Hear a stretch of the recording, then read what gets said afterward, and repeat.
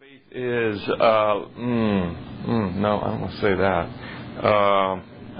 My leap of faith is that somebody wanted to hear what I had to say. Somebody invited me to speak about 2 years ago about social media. I knew a lot about it and did it.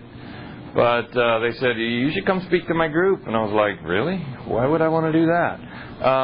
And that has evolved into Dale and I partnering together, Online Bismarck. So I would say that has worked out well. I guess my polling would have been groups. You know, they didn't throw me out, and some asked me to come back. So there you go. So you can collect all the truth right now. Okay. So, guys, I want to introduce Phil. No problem. I don't want to miss it. Maybe we can make a break or something like this. Yeah. Not time-wise, we probably better get rolling. So, Phil Chavanne from Local Ranker. Phil, we got to know one another because we're both into online and web, and so now actually my website is a Local Ranker website. I met Phil, we got to know one another, we talked social media and online and SEO, and I got to know a little bit about him. Phil built a really innovative website company in France, his native land, and it was a website for hotels. It was very innovative. Almost all of the major chains bought his product and had Phil's websites in France. Phil successfully sold that company and moved to China, where he developed from the ground up this Local Ranker. Local Ranker is not a website. It's an all-encompassing customer capture, lead capture, sales. So it has lead capture, it has sales, it has every aspect of what a website should be all built into it. And it's simple enough that even I can do it. So I think it's very innovative. Phil's got several new things on that he's working on. They're very exciting. But my friend, I want to introduce to you, Phil Chavanne. Thank you. As you're putting on the microphone, I just wanted to say we have Pam Furlong on online streaming, and she has a leap of faith, everybody. And it was I could make this financially work, and it would keep growing. So, welcome, Pam. Thank you. Phil, you're on. Okay, cool. Well, I'm going to make that an interactive experience. And basically, just to set the rules, it's a very proactive thing. So I'm going to ask you to do things, drilling and stuff like this. If you have any question, if anything is unclear, you can just ask me, raise your hand, say, I have a question. If I can answer the question quickly, I will do that. Otherwise, we queue the question at the end. And that's it. Okay, so what we're going to do today is talk about keyword research on the one and then how do you optimize your website with the keywords that you just selected. So no surprise here, I guess, because you have been informed. Oh, you prefer? I can't see. Oh. It's always a challenge. Oh, I can be, like here. Okay? Thank you. You're welcome. Okay, so according to you, and you can give me whatever answer comes to your mind, what do keywords express? What do keywords express? Keywords express two things. What do they express? Concept. Ideals. Product. Jared. A need. Yes. Keyword express two things. They express a quest for information, and I will go back to that, and they express an intent to purchase. And these two things are very different. A quest for information is, I want to, I have an idea about something. I have an idea with my wife to buy a house. And so I'm going to go on the market looking for houses in Texas or Arizona or California. I am totally undecided. Okay. Whereas an intent to purchase is, well, I'm ready to jump in, I have the money, and we can go. So this is a very different piece of action here, because one side you're talking about somebody who just is starting at the top of the sales funnel right there, and this is the quest for information, and then down the sales funnel you have a possibility to sell as a vendor or a desire to buy as a consumer. And you cannot mix those two things on your website.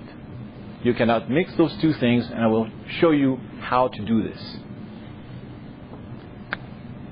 So in this curve of decided against, let me just go to my presentation here because we have a disconnect. So in this decided versus undecided, the guy who is at the very top of the sales funnel and the guy who's at the very bottom of the sales funnel, we're going to see how this is expressed in terms of keywords, okay? So let's take two keyword strings.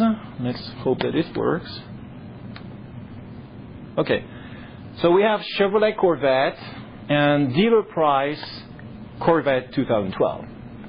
According to you, who is the most decided of them two? The second one. You're totally right. And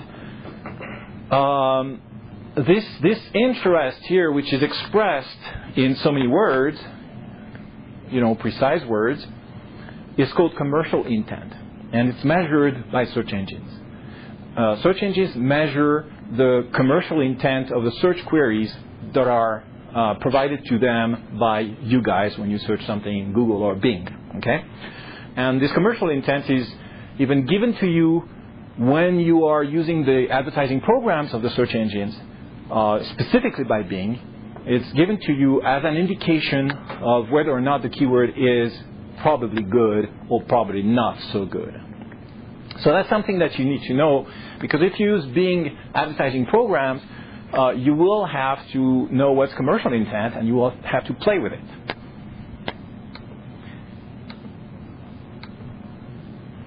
So what's the next question I have for you, if this thing goes down? The commercial intent, is it a matter of length?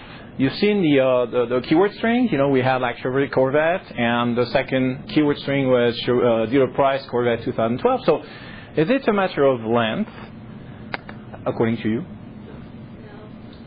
Okay. What is it a matter of? The word price would be mine. The strength of that word. Okay. Yeah, it's very correct. It's not necessarily the word price, but it's an indication that there is an intent to buy, and this indication is the accuracy of the keyword that are used. So the word price is a very accurate keyword because it designates something very specific in the keyword chain.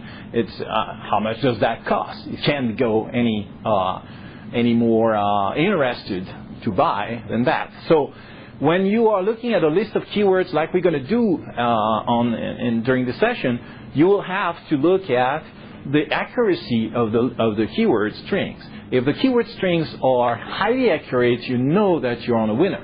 If the keyword strings are not accurate, whether they're long or short, doesn't matter. If they're not accurate, if they don't reflect an exact desire, then you're off to tire kickers. So the first drill that I want to do with you is to write down, based on what we've just seen here, a short string of keywords that apply to your business. Just a general short string. You write down a long string of keywords that apply to your business, and then you write down an accurate string of keywords that apply to your business. I just want you to do this exercise to differentiate better between the short string, the long string, and the accurate string. This way you'll be more able to spot the commercial intent when you see a keyword list. Okay? So take your business, take your main product, for instance, or your main service, write a short string, what could be a keyword string, somebody looking for your business, okay, or looking for the product or service. Then write down a long string, more detail, and then write an accurate string. And then we're going to share a little bit about that.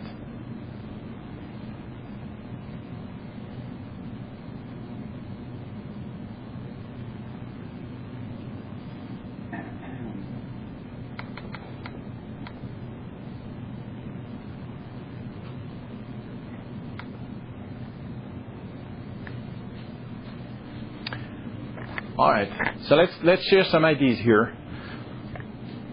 We'll have to rock and roll a little bit. You know, I will press you a little bit for the drills because we have a lot of to conquer. We have a lot of ground to cover, and so I'd like to ask a volunteer. Anyone who wants to give me their short string? Okay. Natural makeup, chemical free. Okay, so natural makeup, chemical free. So is that how is that different from a long string? Because that's a lot of words here. Oh, I guess I don't know. I didn't actually get into the long string. Okay, so if I say, you know, that this is a good example, okay, we have natural makeup, chemical free, okay. Chemical free is a very specific phrase here, okay. It's a very specific modifier to the keyword string. Natural makeup is kind of a more general thing, so it would be, the short string would be here, natural makeup, and then you would have a longer string, which is chemical free. Now, natural makeup, chemical free. So, considering this, let's build an accurate, for your business, an accurate keyword string. What's your name? Marie. So, Marie, let's build and accurate to differentiate between the long keyword string and something very specific to your business. What would you say consumers are looking for? Vegan, organic. I love that. Vegan, organic. Cruelty free. So would that be vegan makeup? Yes. Or organic natural makeup? Yes. Okay, so organic is more accurate than chemical free. Okay, so that would be that could be, and we could verify this after with the tools that I'm going to give you.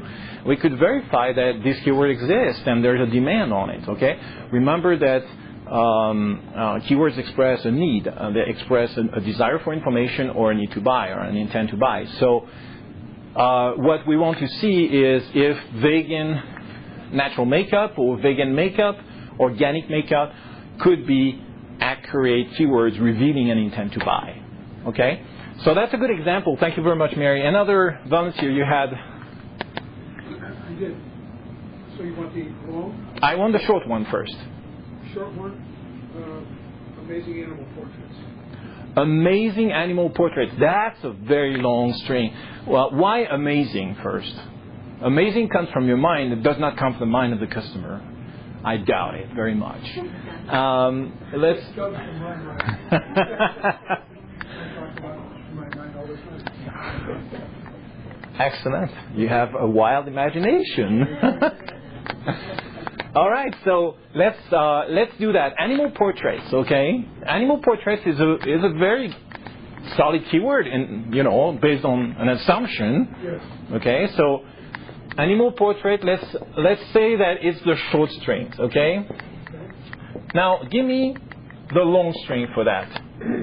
Scratchboard illustrations of domestic, endangered, and free-range animals. I can tell you this keyword does not exist. That's a good example, but a negative. It would be a super accurate description of your product. So let's do it a little bit less accurate, okay? Let's go in between the super accurate and the very short. So give me a long string, give me a long string that is not so detailed, so aggressively detailed. Endangered animal portraits. Can I make a comment? I think it's easy for us when we're thinking of keywords to think of how we define our product, but it's important to figure out, okay, if someone's looking for my product, what are they searching for? Yes, the consumer is always the guy who enters the keyword in Google or in Bing, it's not you. So the keyword is always defined by the needs or the IDs of the consumer, okay, not by your IDs. So here in this case, for instance, you have a very specific idea of what your product is, okay, or what your service is, but that's not necessarily what the consumer has in mind. So we do this drill, this exercise from the viewpoint of the consumer. What could a consumer, if he were looking for our product, what would he type in, or what would they type in, their search query, in a way that is kind of informal, like a short string, and then in a way that is a more elaborate, longer string, and then in a way which is very accurate, okay? So while you think of that, let's take another volunteer. Okay, here. For short string, I would just put computer repair. Computer repair. Okay, great. Okay, so what's the long string to that? Sometimes, let's say, Dell laptop repair in Tucson. Wonderful. So here we have, that's actually a very accurate string. It's very accurate. So Dell laptop, okay, so this states a specific need. Dell laptop. The guy doesn't have an HP, a Compaq, or a Lenovo. He has a Dell, okay? So Dell laptop, that's already a very accurate keyword string. But on top of that, what's your name? Steve. What Steve added is a geo modifier. A geo modifier is adding the city you're from to the keyword query. This is a very strong qualification or qualifier to your keyword query, because you're not looking for somebody who's like a national chain, or you're not looking for somebody who's based in Seattle or Washington, D.C. You're looking for someone local. Okay, so as soon as you add Tucson to your keyword query, you are really restricting the search to people local, and Google is going to give you that. It's going to give you the local people. Okay, so this is a very accurate thing. What was your accurate? Well, then I thought maybe he wants to fix his screen, so I said Dell laptop screen repair prices, because I saw you put prices of the intent to buy. But that's, I don't know if accurate means shorter, or you said it's not length. It's not the length. It's the quality of the expression. Yeah, so I said maybe they need to repair their screen, and he wants to know the... Okay, that's another very detailed and very accurate keyword request. Dell laptop screen repair. Okay, or screen repair for Dell laptop. That would be the same keyword, basically. Okay, so that's an excellent example. Prices? Does that mean they're... Not necessarily, because people go to the website and then they look at what it costs. But they might ask for prices. You never know. And that's the kind of like where you have a bowl of business cards and you pull and the winner is. The keyword research is just like this. You don't know what you're going to find. You be very surprised sometimes. What people are looking for when they're looking for something that belongs to your product or service offer. Okay, so let's go to the next. So you see the difference between short and unspecific, the tire kicker type. Long, but not very specific, the guy who's interested but does not yet have a very good idea of what he's looking for. And the accurate request where the guy really knows what he's looking for and he's looking for that, and he wants that kind of results in Google. All right. Now, I'm sorry? Question? Yeah. Is there a way to get some help with that? Let's say that I can come up with 2 or 3 ideas, but I know there's more. But yes. I just can't think of anything else. Absolutely. We're going to cover that. And that's an excellent question. We're going to cover that, and we're going to do it ourselves, like all together. We have 2 laptops, so we're going to have to share. Horrible. Oh, more than 2 laptops. Okay. We'll use yours. We'll smooch your laptop. Okay. My next question has to do with Amazon. Amazon.com. Everybody is familiar with Amazon.com? Obviously, yes. It's a little retailer nobody has heard about. We're back in 94.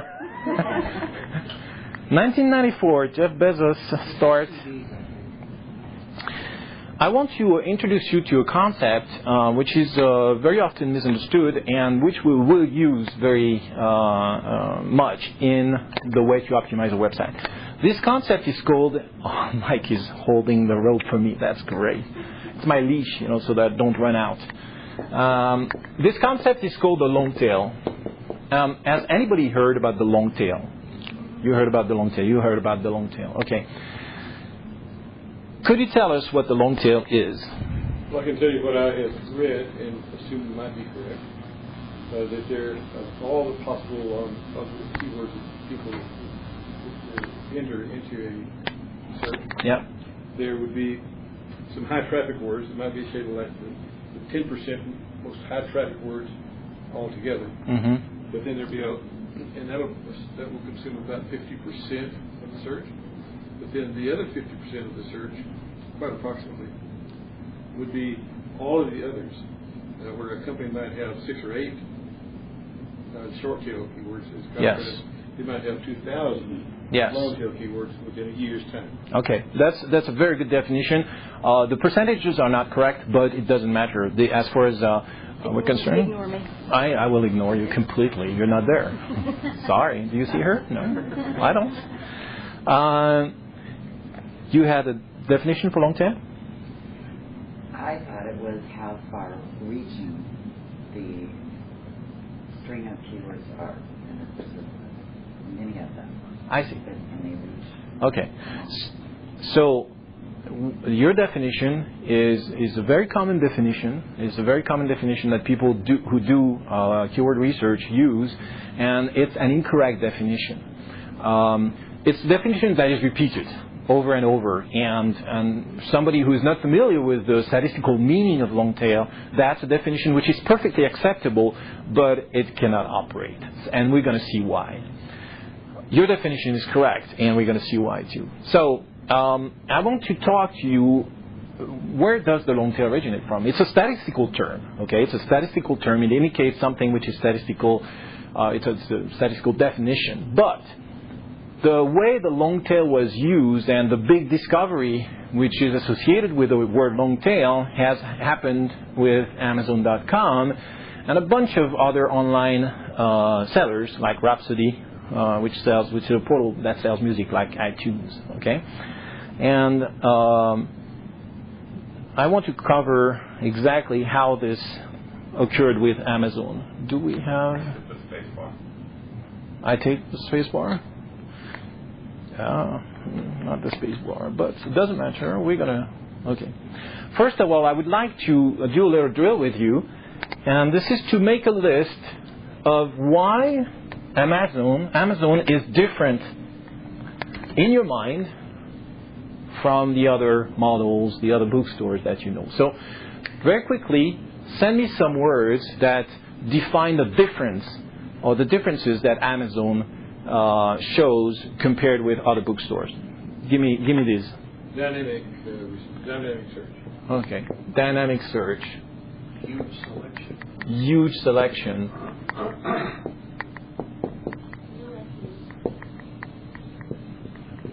What was your? New and used. New and used. New and used. Okay. Okay. What else? Reliable. Reliable. Reliable. Multimedia. Multimedia. What else? How is Amazon different from any other bookstore? Other products you can buy. Other products. Okay. That's the breadth of the selection. Okay. Other products. We're going to know that.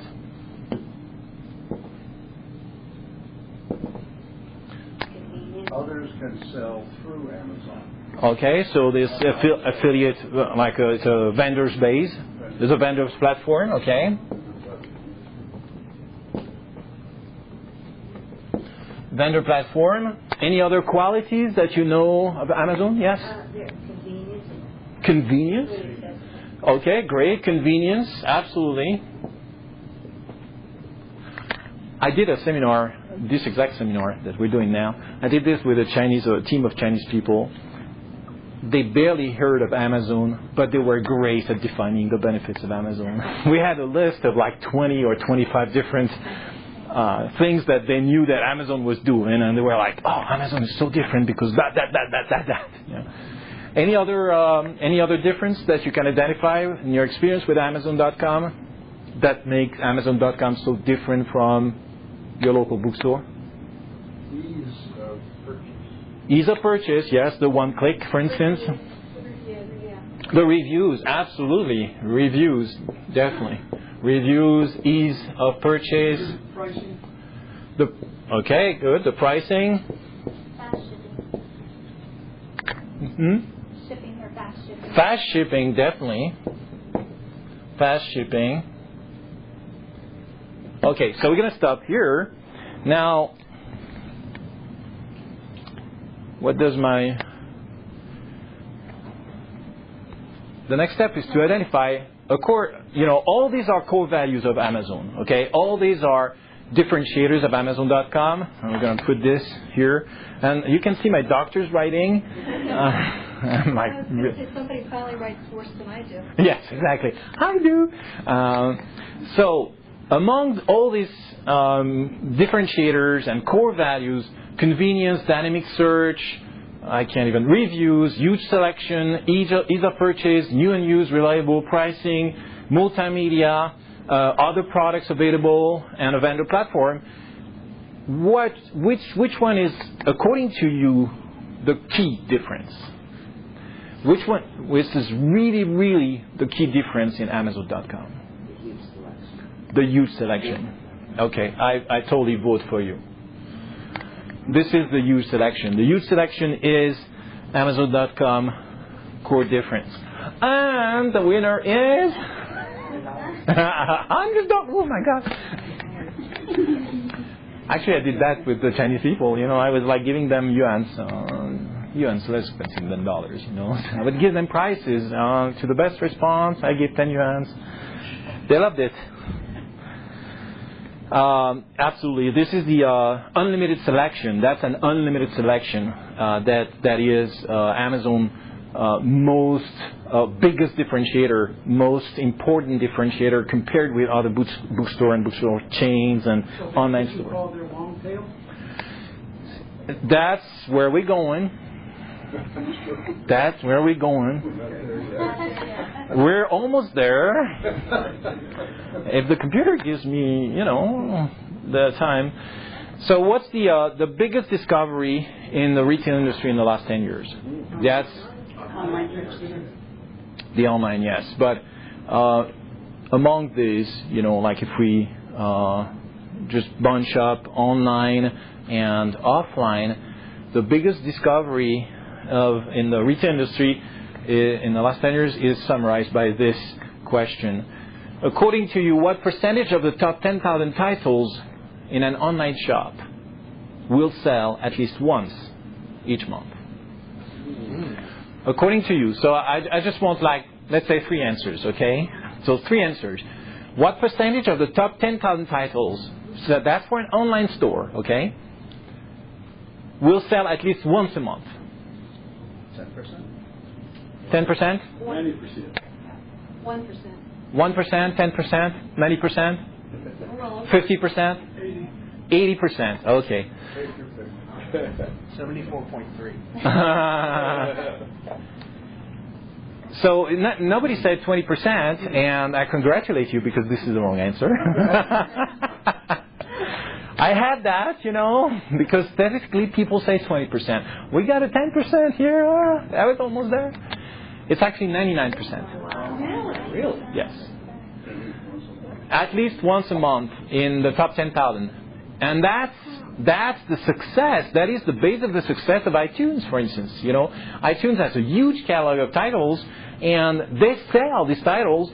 They sell big or small, but they sell because there's always like one guy who is looking for the hermaphrodites or hermaphrodites maybe title of 1962 on the second LP that they put out. I don't know if that's an album that exists. No, it doesn't. Okay, good. So yes, that's 99%. That's the thing. So now that explains the difference in inventory between Amazon. The typical inventory of a small bookstore is 10,000 titles, 10,000 books in store. An online store, big store like Barnes & Nobles or Border, or what we call a superstore, is 170,000 titles. And there's 14 million titles in Amazon.com, available in Amazon.com. That, just to let you know, this does not even represent the difference between those figures. You know, I mean, I had to cut off the graph because it was like totally off the chart. And that's just books, and that's not just all the Titles, exactly. Books. Wow. Books. Yes, books. Selection of books. Selection of books. Now, these figures are communicated by Amazon. You can find them on their website. Okay. Now, we are going into the meat of the thing, and I'm going to go a little technical on you, but very shortly. Okay. So don't hate me just yet. In a normal distribution, and I don't know why my S's go at the under, because this is not normal, obviously. In a normal distribution, statistical distribution, we have 20% of the goods, for instance, represent 80% of the sale. Are you familiar or heard about the 80-20 rule? Okay. Just for your information, this rule is not 80-20 always, but it verifies that 80-20 very often. Okay. So in a regular distribution, you have 20% of the goods produce 80% of the sales. So you could say that, you know, a limited number of movies are going to make the massive amount of sales, massive amount of ticket sales, and a huge number of movies are not going to sell much, you know. So that's a principle that applies to any type of activity. It's called the Pareto law, from the name of an Italian economist who discovered that 20% of the wealth of the country was, actually 80% of the wealth of the country was actually owned by 20% of the people. Today we're talking about like 1% and 99% because, you know, things have evolved. If you reverse the curve, you see that 80% of the title only procure 20% of the sales, okay? We just reverse the percentages here, and we look at the curve a different way. 80% of the title, 80% of the merchandise, the goods on sale, produce only 20% of the revenues. Now,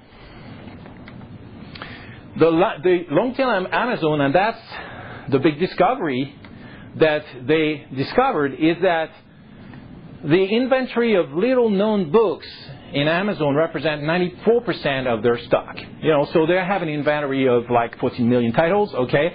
And there are about 94% of these titles that are unknown. Very small distribution, very small number of prints, very small number of titles.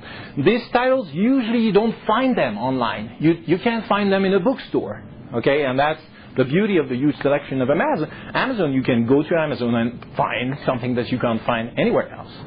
Now, the sales of this 94% represent over half the sales of Amazon.com. So, do you remember the previous stat? 80% of the titles generate 20% of the sales. That means those titles that don't sell too well only represent 20% of the sales.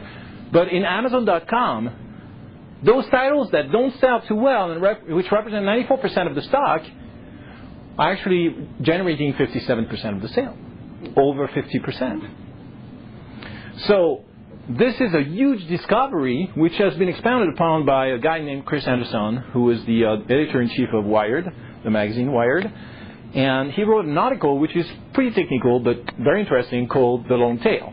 And we owe the democratization of the concept of long tail to Chris Anderson. It's actually a statistical concept which had nothing to do with Chris Anderson, which was invented way before him, but he applied this statistical concept to the thing. The big discovery here is that books which should represent only 20% of the sales actually represent 57% of the revenues.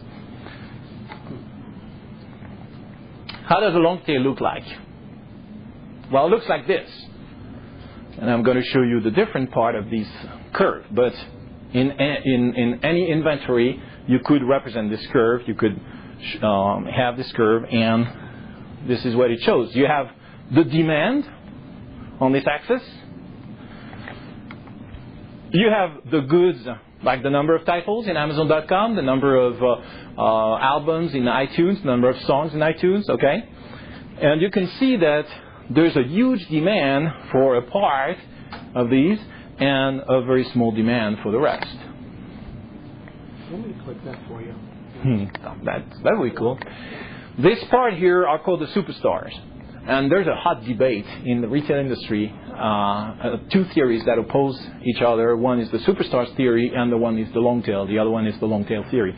So far, the long tail has the edge, but not always. But this is like those superstars, very small number of blockbusters, very small number of titles that are actually doing super well. Like, Dan, what's the name? Dan Brown, Dan Brown books, the super high bestseller, or John Grisham books, that's typically the kind of author that is in the superstars. You have a part of the tail, which is called the fat tail, and I use that term, this term is used statistically because it's like where most of the demand is, And then we have the last part, which is the long tail. So the long tail, there's no exact, precise moment where the long tail starts, but that's just an idea of the long tail tapers off as you go with the number of titles, and it graph that against the demand. Okay, so that's statistically what the long tail is. Okay, so you got that. Now, that exists in, I selected another industry, which is the travel industry. And if you look here, you see this is the destinations, the top 50 destinations of British citizens, British countrymen. The top 50 destinations represent overall, over a period of 10 years, from 1998 to 2008, represent between 36 and 26% of the total travel of British citizens. Okay, so you can say, the 26% in 2008, 26% of British citizens travel to the top 50 destinations. And 74% of British citizens travel to other destinations everywhere else, okay? So the long tail is here, because this is where less sales are being made per destination. But the total number of sales is high. Now, let's go back into our keyword search, and how do we apply the theory of the long tail to the keyword. And John, you gave us the correct definition earlier. I took an example. This is a real curve. I typed in flowers in Google, and I try to find the number of keywords that are associated with flowers. Okay, so any kind of keywords associated with the word flowers. I'm using a very short keyword string, one word, which is flowers, and then I'm having Google tell me any number of keywords that they have which use the word flower or flowers with it. And we have 577 related keywords. Okay, so that's the keyword query universe, if you want. The keyword query universe is 577 with the word flowers. It's only the United States. So we get this curve here. Now, I searched in a different industry, the roofing industry. Okay, because not everything is retail in this world. So you have service also. And you can see that the roofing industry, if I enter the word roof as my keyword string, very indefinite word, very nondescript sort of, I have 543 related keywords. Now, this is how these keywords are organized. You have, if you say roof, you're going to be there. But if you say shingle roofs, you may be there. And if you say shingle roof Tucson, maybe you're here. Or if you say the shingle roof specialist Tucson, maybe you'll be there. Okay? So the way it operates is that the more accurate your request, the longer the tail. You're farther into the tail, into the long tail, the more accurate your request is. Yes, it is better, but it's not the end all. But it's better.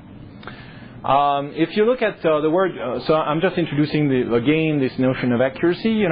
This is the top keyword strings for using the word flowers. Okay, so you get like flower shops. How nondescript is it? How general is it? Flower shops. I want to find a flower shop. Flower shops. I'm going to get all kinds of results in Google with this keyword. But you get about 673,000 requests each month for this.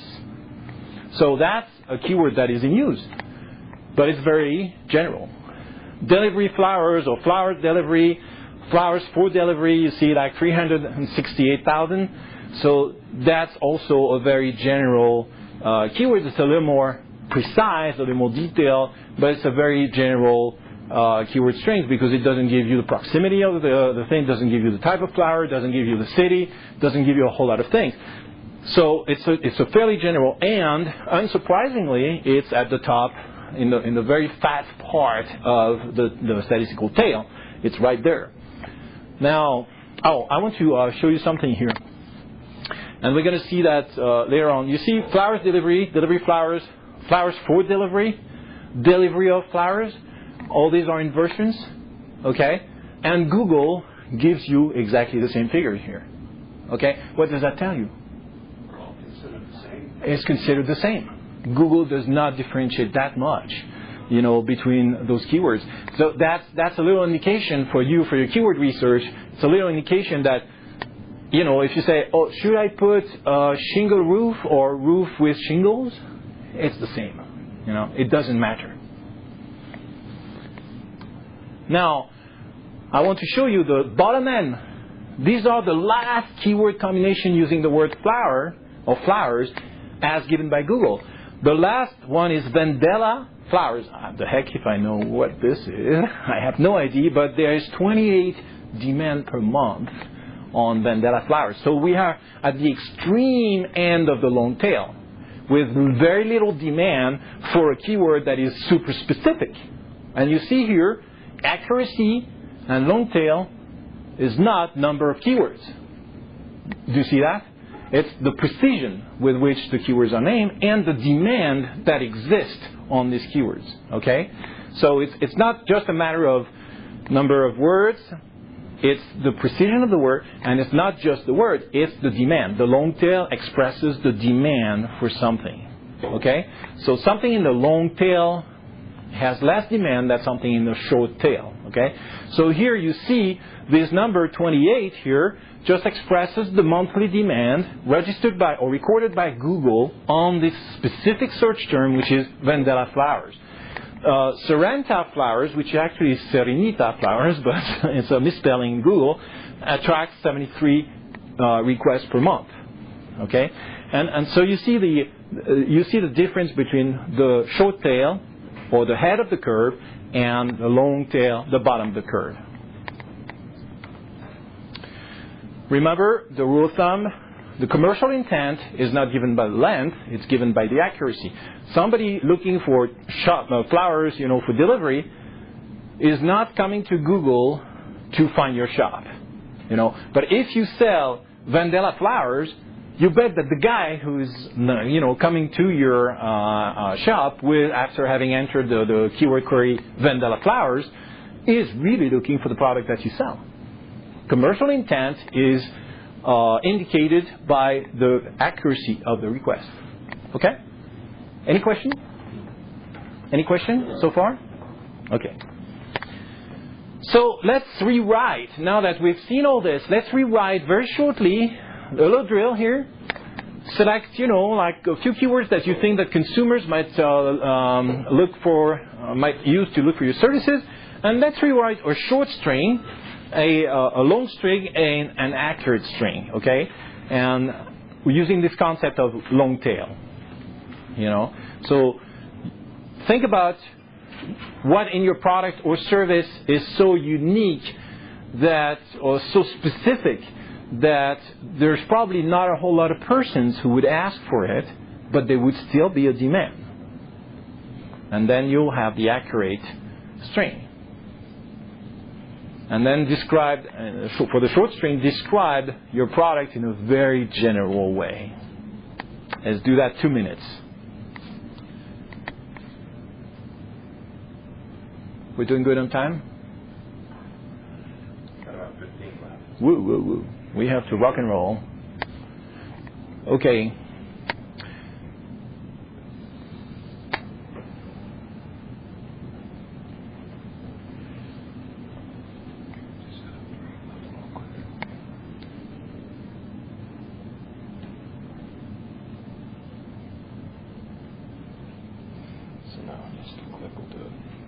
Oh, okay.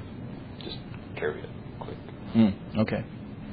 All right, so let's take one example. One of you, volunteer? Yes. So you want me to do the short? Yeah, short one. Sandwiches. All right, super short. Yeah, super short. Okay. Gourmet sandwiches. Okay, great. And then I have sandwiches lunch or catering or client lunch to some. Okay, client lunch. Okay. Okay, well, that could be a keyword. I don't know. So, yes, very good. What else? And then or you want these? Are you still? The accurate, yeah, give me. Yeah, accurate would be naming a specific sandwich. Yeah. Albuquerque turkey sandwich. Wonderful. Okay, so that would be a very accurate, very detailed, long tail keyword. Yes. Okay, great. That's a good example. So now let's rock and roll to the next part, which is how to find those keywords. Okay, so we're going to go online now, and we're going to share the computers. And I want you to type this address here in your computers. First, log into Google if you can. And are you in Google already? No. Okay, so please go to Google. Don't do your email. While Okay. Oh, Evernote. Sorry. Me too. My bad. Okay. Writing you down for prosperity. Oh, wow. Okay, so in Google, enter external keyword tool. And I want you to note that down because this is the way you'll find this tool again if you ever miss the address. External keyword tool? External keyword tool. Yes. So, very shortly, we're going to do a applied exercise. I'm getting those Google keyword tool. Okay, great, good. So click on it. When you find a keyword tool in Google, Yeah. Okay. Does anybody want to work the series? you can ban of brothers here. Okay, so when you find keyword tools in Google, click on it to open the keyword tool. Sharif, you know how to do this, so yeah. Okay, so if you ever miss this, just remember keyword tool in Google. Google will give you their keyword tool. You click on it, and now you're in the keyword tool. And the first thing we're going to do in the keyword tool, we're going to weight the competition. Okay. So what is the keyword tool? Yeah, it's still loading. We're all hitting it at the same time. Oh, it's a little slow. Okay. So I'm telling you what you're going to see. Okay. You're going to see. I don't know if you can see from over there. You're going to see several fields at the very top. The first field is word or phrase. That's where you enter your keyword. You skip the rest because we don't have time to deal with that right now. And you're going to check mark the box which is only show ID closely related to my search terms. So what are we plugging in, a short or long term? You plug in a very general keyword. Okay. Fairly general keyword. Is it loading or still like looking for it? Loaded over here. There we go. I got it. Okay. So in the first box you put a general keyword, okay? And in the little checkbox here, you check mark this so that only show IDs closely related to my search terms. Okay, you there? All right. So now, verify that the options and filters are set to United States, English, and the last one, desktop and laptops. If this is okay, that should be okay because these are the defaults here. So everything is okay here. And now click on search. So you've entered your keyword. Don't forget to enter your keyword here, okay? You have entered your keyword. Now you click on search. You have to do a captcha if you're not logged in. Oh yeah, okay, yeah. There's a captcha if you're not logged in. That's correct. So enter the captcha. Okay. When you have entered the captcha, you click on search. And now Google is going to give you a list. In the lower part of the screen, it's going to give you a list of keywords. These are the real keywords searched by people in the last month, past month, in Google. Okay, so this is consumer demand here. You're directly with your two fingers in the mains, and you're getting the juice from the consumer. So whatever, like I put in personal development, so it's got personal development coach, training, blog, Yes. quotes. So what you're going to see here, you're going to see two tabs at the top. You're going to see keyword IDs and add group IDs. Okay, and it's going to say add group IDs beta. Do you see here the two tabs at the very top of the table? Okay, so I just want to introduce you to the group IDs. Okay, this is just the way Google sort of choose the word before spitting it out to you. Okay, it gives you those keywords IDs which are related to each other, and it encapsulates those keywords ID into groups. So the first thing that Google gives you is the group of keywords that are relevant within this category. Okay, so for instance, in my example, I have asked for wedding planner.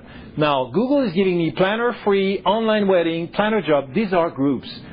You can say that a planner free is probably a software tool to plan a wedding, whereas a wedding organizer may be a person who organizes wedding. Okay, so Google is going to bunch up terms together in those groups. So you use this, and I want you to know this, you will use this to define what keywords you're going to put on your website. Because you want to give Google something which is relevant, okay? And to give Google something relevant, you have to give him something which is focused on a particular theme, okay? So you don't want to disperse that. So you're going to use those IDs and specific groups to find those keywords that are related to your product. In the next step, we're going to open one of these groups. You have a little plus sign next to one of these groups. This little plus sign, you click on it, and it's going to give you all the keywords ID for that particular group. And they're going to be displayed in blue. So What? I don't get the plus. I don't have the plus sign. you probably have, Michael? I think goes in if you're not logged in, it's not giving you that beta. It goes just keywords. Oh, okay. If you're not logged into Google. Okay. Oh, okay. Sorry about that. I'm so logged in that I forget. So, just to summarize, when Google, if you're logged in, okay, if you have an account with Google, you can use your Gmail account, okay, and just register as a potential advertiser for them, so they give you access to the tool. When you enter your keyword, you do your filters to only have traffic from the United States and stuff like this, then Google gives you the search terms in groups. You look at the group that seems to match your product most. You click on the plus, and it expands the list. And these are the keywords here. These are the keywords which are listed for that particular group of terms, okay? Now, it doesn't mean that the other groups are not relevant. It just means that Google thinks that those are particularly relevant to this particular group ID, okay? So do you want to use the ones that are high, medium, or low? Oh, I'm going to tell you why this is high, medium, and low. You got 3 columns on the right of the table. To the right of the table, you got a competition column, and then you get high, medium, low, and this is only for people who do advertising. So if you don't do advertising in Google, this does not interest you, because it gives you the price you're going to pay and the competition that exists between advertisers on the search term that you're looking at. Okay? So if your search term is like, let's say, delivery of flowers, okay, and you see that there's a high in competition, that means that you're going to have to pay a lot of money to dominate this keyword in the advertising column of Google. Okay? So if you don't do advertising in Google, but if you use Google just like try to find your site or to promote your site in the search engine without paying for it, free, then you don't pay attention to this column, okay? The second column is global monthly searches. Is like the total traffic, the total number of searches there is in the world in a given month on the keyword string. You don't pay attention to that because you're local, unless you have an international product, in which case you're interested in that. So you don't pay attention to the second column. You pay attention to the third column where it says local monthly searches. Okay? Local monthly searches give you the traffic that exists in the U.S., not in Tucson, in the U.S. for the keyword that you're looking for. And that's the column we're interested in right now. Now, what you do is you want to organize your search. So you go to this column, local monthly searches, and you click at the top in the header. Click in the header. And that will organize your thing basically from top to bottom in decreasing order. So you know that the biggest demand is at the top. So now your keywords are the highest, the keywords ID which are highest in demand will be at the top of the table, and those keywords ID which are at the bottom of the table will be the less in demand. Do we see that? Okay, good. So you know that you can organize your table this way. Now, on the left side of the table, you have something which is, it says match types. It's on the left of the table, in a column on the left of the table. It says match types. And you have broad, exact, and phrase. Okay? The one that you want mostly to look at is phrases. So you will click on phrases. Oops. Here. You'll click on phrases. You can leave broad. But I don't recommend that you leave broad. You just unclick broad. Google gives you broad by default. You unclick broad and you go to phrase. Okay, phrase is just a very specific way of looking at your keywords. So you go more specific when you use phrase than if you use broad. Google gives you definitions on that. Now I show you here. Based on my keywords, wedding organizer, I entered wedding organizer Tucson. Okay, so my keyword request is very specific now. It's a long tail keyword request. Okay, and I'm getting, with the broad index, I'm getting 210 requests per month on that particular wedding planner Tucson. 0, you see the dashes here, it means that there is insignificant demand, not significant. Okay, the demand on it is not significant. However, wedding planner, there is some demand in the broad term, but this is a broad. If you look at the next one here, this is the exact search. Okay, so that means that Google has taken wedding planner Tucson in the exact order in which, actually this is the phrase, in the exact order in which I named the keyword wedding planner Tucson, and it tells me that there are 36 monthly searches related to wedding planner Tucson in Google last month. It's actually an average over 12 months. So now we have a list of keywords. Our keywords are sort of well-defined. We've been into the long tail, the short tail. We have this entire list. What we want to know is, if we select a keyword, what is the competition? Remember that once any one of you is familiar with basic concept of search engine optimizations, every one of you has tried to get a listing in Google. Okay, so you know that the higher the competition, the more difficult it is to rank your website at the top in page 1. So you absolutely want to measure your competition. So you will enter in the Google search bar, you will enter the keyword that you're looking for. In that case, wedding planner organizer. And you will see right under a number, which is the number of pages that Google has detected in its index with that particular keyword string. Okay, so we see here that for wedding planner organizer there's about 1.8 million search terms. Okay, it's not highly competitive. Now, if I enter the ultimate wedding planner and organizer, which is an exact string, it's a very long tail string of words. We have about 42,000 results. So if I'm selling this thing which is called the Ultimate Wedding Planner and Organizer, I'm going to have a ball doing SEO because not a whole lot of competition. But if I'm a wedding planner or if I sell just organizers, regular organizer, it's going to be more competitive with 1.8 million results already indexed in Google. So remember this because you are trying to weigh the competition. Now I'm going to give you a graphic here. If you measure the difficulty and the time it takes to rank your website in page 1, you're going to discover that the long tail is less difficult and takes less time to rank.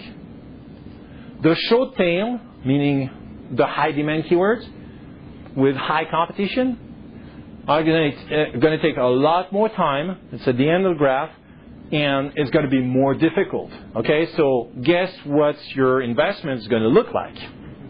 That's what your investment is going to look like in SEO. If you do any SEO campaign on a main keyword like flower delivery shop or something like this, you're going to pay big bucks to your SEO guy. If you are going for Vendetta flowers, you're going to pay not a whole lot because this is a specific keyword.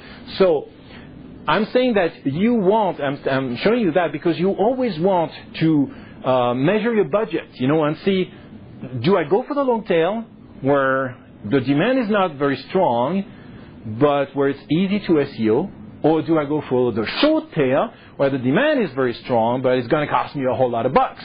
Okay? Now, let's go quickly into, you'll have those slides, so you can always go back to this, okay? I'm sorry to be so fast here, but optimizing your site. And that's, you can take a few notes on that, but I'm going to explain very quickly. How do you optimize a site for the long tail and for the short tail? Google likes themes. That's something that you have to know with Google, is Google loves themes. Google does not like general websites that do a lot of things at the same time. Google likes focused websites. So, this is a representation which we call a tag cloud. It's a representation of the number of keywords that there are on the website. Okay? When you have a website that is all over the place with 10,000 keywords, that's a problem for Google because Google doesn't know where to place you. Okay? So if you sell 10,000 types of flowers, Google will know that you're a flower shop, but it will not know which type of flowers you specialize in. So if you compare yourself to a shop that sells only one type of flower, that advertises that they sell only one type of flowers, whether or not they sell one type of flower, you will be at a disadvantage if you advertise for any type of flower. Okay? So that also gives you an idea that the more keywords you are advertising your site for, the more dispersed you are, the less Google will like you. So an advice which I give my clients is always to theme up their site, never to go too dispersed. When I hear SEO people telling me I optimized the website for 20 keywords, I know that they got it wrong, unless the website is so big that Google loves them because there's a lot of content. But most business owners don't have the type of content on their website, thousands of pages, hundreds of pages. Most business people don't have that kind of content. So therefore, when an SEO guy tells me or tells you, oh, I'm going to optimize for 30 keywords, don't go with this guy. Go with the guy who's going to tell you, I'm going to focus on 3 keywords and get you in page 1, because this guy may have a shot. Theme up your site, meaning focus on one theme. Typical structure of a website. The home page, all the business pages, about, privacy page, the term of service, and the refund conditions, if you sell something online. By the way, just for you, if you optimize a website and you don't have a privacy notice, and if you sell things online, if you don't have a privacy notice, if you don't have a terms of service, if you don't have a refund or warranty or guarantee, a page which expresses your refund conditions, how to bring back the merchandise if you don't like it, and stuff like this, Google will penalize you. You will buy your advertising more expensively, and you won't get as good search quality as if you really have all these business pages. So typical structure of a website which is correctly done. You get a product A, product B, you got maybe some variants to the products, which are clearly under in the menu. You get like your menu product A and then your menu product B, and maybe if you have services, you have service A, service B under a service. Always put different silos, we call them silos, the same product relate to the same silo and the same menu item, okay? So if you sell, let's say, paper flowers, okay? And you have like 10 different paper flowers. Don't put the paper flowers all over, just put them under one menu item. And then put your variants under this menu item, okay? This is the way to theme up a site. This is the way to make Google search easier. Now, consider this as 5 minutes? Okay. So consider this as the realm for the main terms. You will optimize your page at the top of the website for the main keywords, the longest, the short head, the short tail, okay? So put the short tail at the top of your website. And then put the long tail at the bottom of your website. The long tail at the bottom of your website. And that's the way you do your keyword research. You're going to go, you're going to take a list of short-tail keywords that are particularly applicable to you, and then you're going to take a list of long-tail keywords which characterize your product very well, define your product very well. You're going to weight the competition. You're going to say, I'm going to use this particular niche to advertise my product, to really represent that my website does that, my shop does that, my practice does this kind of service. And then at the top of the structure of your menu, you go for the short tail. At the bottom, where your service is very specifically explained in detail, you go for the long tail. Okay? So this gives you a very simple way to optimize your website. Is that clear, or do you have any question on that? I hope I didn't put you to sleep there. I'm going to give you a few pointers on where to enter your keywords. Again, this is going to be in the slides that you're going to have, so you don't need to squint eyes. It's going to be easier. You will notice here, I take the first page of results for Serenata flowers. Okay, that's my keyword here, and Google gives me results. And you will notice that in bold are the keywords that I asked for, and these keywords are somewhere in the site. I will show you where. They're somewhere in the site, and Google singles out these keywords to show you that he's giving you relevant terms. And then you have a description, and in the description, the keywords are also in bold, okay? And then you have, in green, you have the URL, and you can see here that result number 1, the URL, contains the word Serenata Flowers as the main term. The main domain name is serenataflowers.com, okay? And it's number 1. The reason for that is that Google loves domain names which match exactly the keyword search, okay? So you can't have all Chiropractor Tucson. Sorry. So you can't have chiropractortucson.com. Only one guy has it. So how do you do that? Well, you name the inside pages of your website with the keywords that you want to optimize for. In other words, what's your product? Staffing. Long tail keyword. I'm sorry? Give me a long tail keyword. Temporary staffing Tucson. Temporary staffing Tucson. Okay, good. So that's a long tail keyword, but it's like fairly general. Okay. So you would have a page. What's your domain name? Remedy Staffing Tucson. Oh, Remedy Staffing. I used. I love them. They're very good. RemedyStaffingTucson.com. So if I want to emphasize that I'm in Tucson and that I do temporary staffing, I would.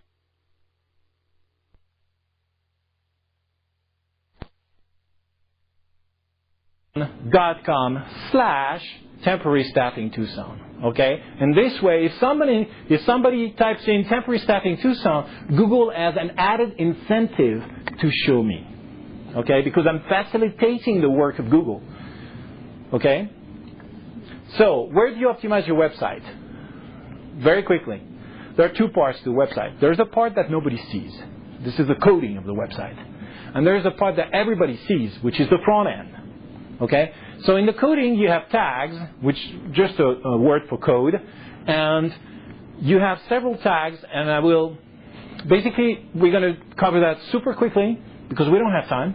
But what I will send you is a definition for each one of these points. Okay, so you get the slide, and I will send you personally or through Dale, a definition for each one of them with showing you where this is, okay, so that you can use your webmaster to optimize where it's, you can tell your webmaster, I want this, okay. The webmaster will know, even if he doesn't know anything about SEO, he will look at this and say, okay, makes sense, I can do that.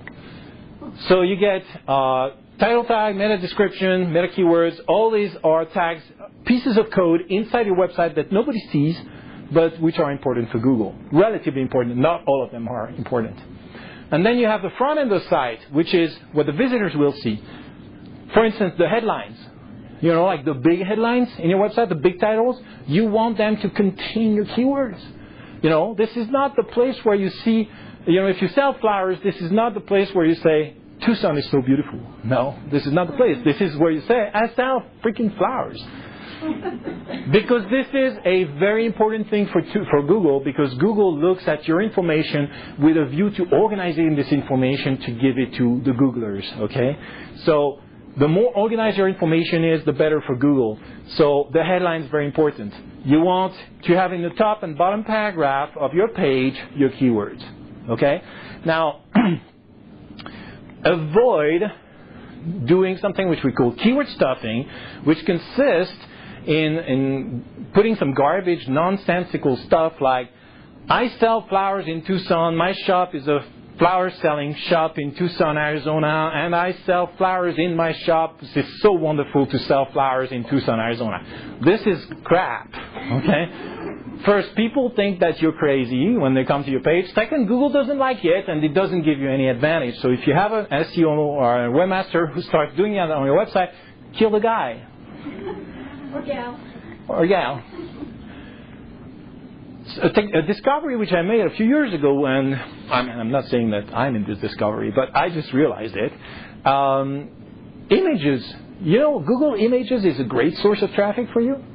People look for images in Google, and they go with, like I sell T-sets, for instance, Chinese T-sets. People look at the T-sets in the images rather than, just going only to the you're fired. Okay, so Google likes your keywords to be above, next to, or under your images. So if you insert an image into the body of your copy, put your keywords above, next to, or under this image. Okay, you will have a better chance at showing your image in the index, in the image index. Okay, and then he is cutting me off. Okay, and then in the URL, as I showed you, in the home page or your internal pages, make sure that your webmaster enters your keywords in the URL. Okay, like chiropractortucson.com/chiropractic care. Okay, so and then there's something else. Okay, so that's my information if you want to.